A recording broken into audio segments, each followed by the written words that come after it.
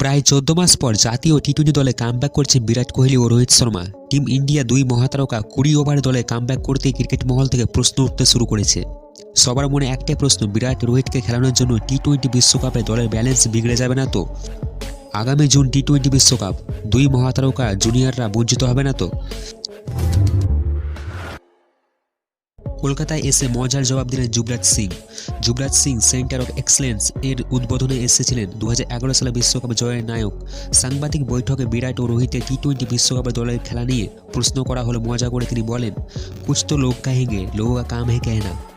ওরা দুজন প্রায় 1.5 বছর পর টি-20 দলে কামব্যাক করছে, কারণ ওরা দুজন 3 ফরম্যাটেই খেলে। 3 ফরম্যাট খেলতে ক্রিকেটার ক্লান্ত হয়ে যায়।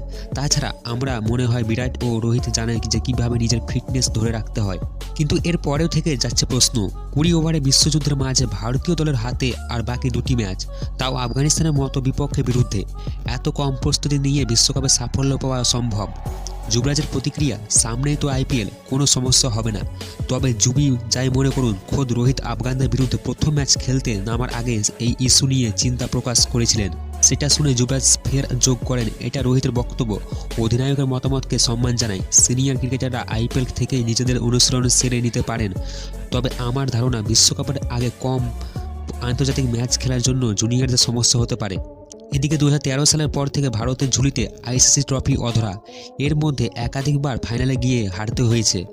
যুবরাজ মনে করেন স্কিল নয়, ভারতীয় দল মানসিক সমস্যায় ভুগছে। প্রাক্তন তারকা অলরাউন্ডার ফের বলেন, আমিও 2017 সালে চ্যাম্পিয়ন্স ট্রফি দলের সদস্য ছিলাম। আমার মতে ভারতীয় দলের ক্রিকেটারদের মধ্যে স্কিলের অভাব নেই, বড় মঞ্চে পারফরমেন্স করার মানসিক সমস্যা গ্রাস করছে এবং বছরের পর বছর ধরে এটাই চলে যাচ্ছে। এটা খুবই চিন্তার বিষয়। আগামী কয়েক বছর চ্যালেঞ্জ আরও বাড়বে। তাই টিম ম্যানেজমেন্টের এই ইস্যু নিয়ে ভাবনা চিন্তা করা।